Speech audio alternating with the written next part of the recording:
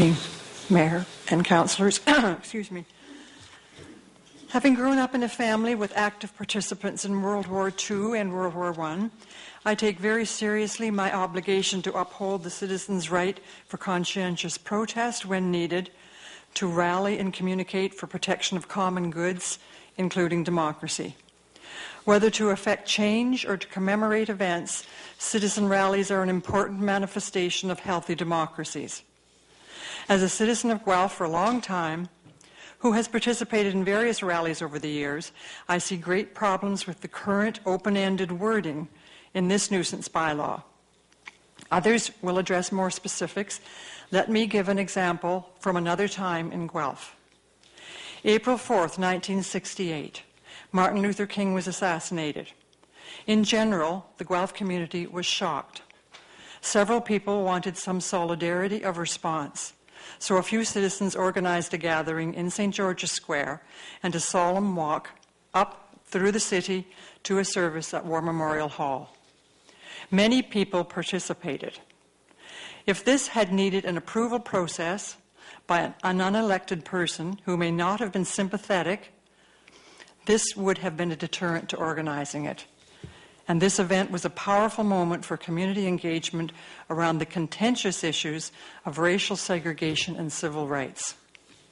What if the rally were for the cause of women's rights, gay rights, green rights, religious rights, purple rights, a peaceful right to Congress, and respectfully show solidarity with any number of issues? We are growing rapidly in Guelph.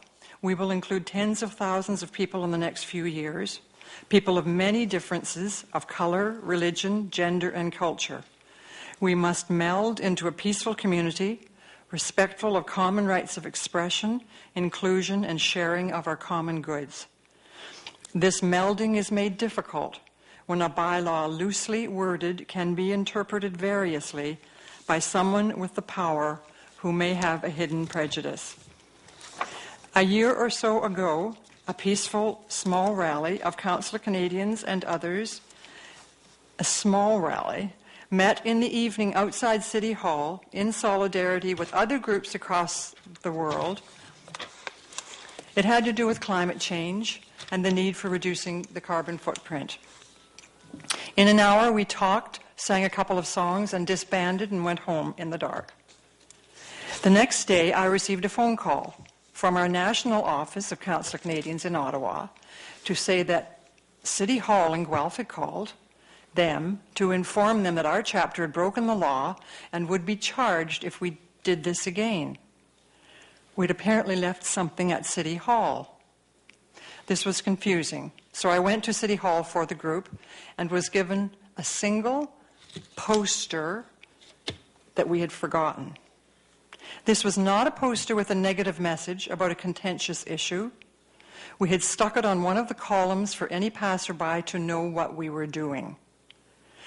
Why they did not contact us, why City Hall did not contact us personally, since we are an identified group in the community, is disconcerting. We have our contact information online. Most people know several of the members who are on our committees. And this was on the poster. This reaction was over-the-top control. I might add that our national body is totally behind us on these issues. But many people would feel threatened by a phone call from City Hall saying they would be charged the next time. Was this the intent, to threaten and intimidate us? On behalf of the democratic rights of citizens, I ask that this loosely worded nuisance bylaw that allows various interpretations be rejected to avoid this type of overreach and intimidation. Thank you. Any questions? No questions. Thank you. Evelyn Sundell.